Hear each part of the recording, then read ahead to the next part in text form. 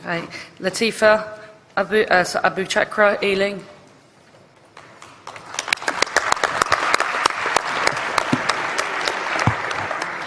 President, Conference, my name is Latifa Abu Chakra.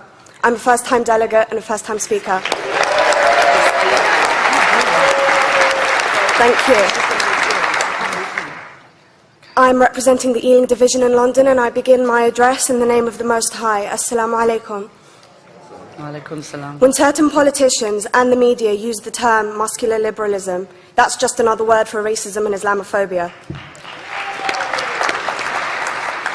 This stance on Islam has led them into primary schools to ascertain why young girls wear the hijab, as it could be interpreted as a sexualization of these young girls. I say shame on Ofsted for victimizing young girls, for choosing to wear religious articles of clothing. There is no such measure made for other religions or other articles of religious wear. This stance has other ramifications.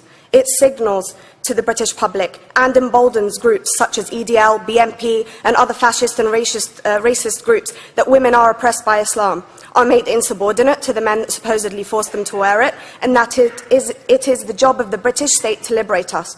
We reject this imperialistic saviour thinking.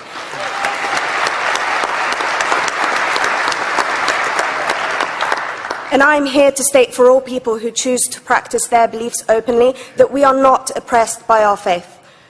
Islam is not one homogeneous block. There are Muslim women who do not wear the hijab, and that is their interpretation of their faith. The Quran beautifully states, La ikraha fid din, which translates to, there is no compulsion in religion. My faith has given me the right to choose 1,400 years before the Universal Declaration of Human Rights told me I could.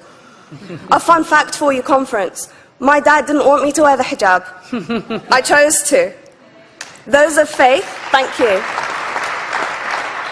Those of faith should have the right to choose to wear their articles of faith.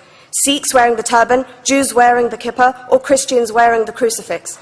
Practicing my right to freedom of expression through the hijab empowers me and other women like me to know that we are able to make decisions for ourselves.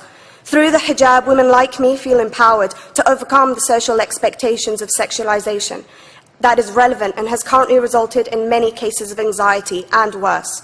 I can speak for myself and others like me. At school, I was able to focus more on the thoughts that were running through my mind than how good I looked to the world. The NUT has supported a woman's right to choose when it comes to pregnancy. I want conference to support my right to wear the hijab.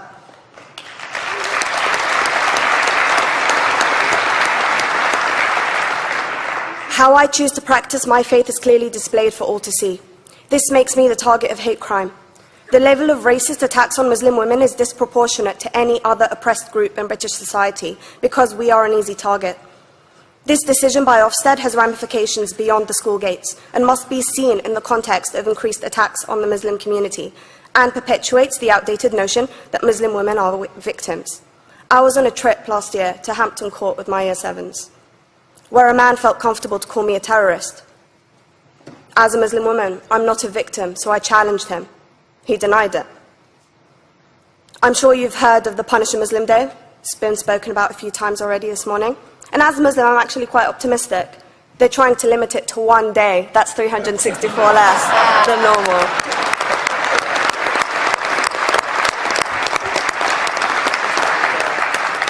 But let's be clear, conference. Islamophobia and other forms of racism affects non-Muslims too. If we don't challenge this stance as a collective, we may turn into a society like France, where women are forced by the law to choose between their faith and their education, their faith and their right to work in the public sector, their faith and their right to enjoy a day out by the seaside with their families. I want to end by stating that I came to this country as an 8-year-old refugee. We are Palestinians, forced out of our land in 1948.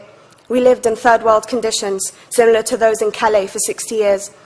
Here, I received the support I needed to study law at university and become a secondary school citizenship and PSHE teacher and a school rep.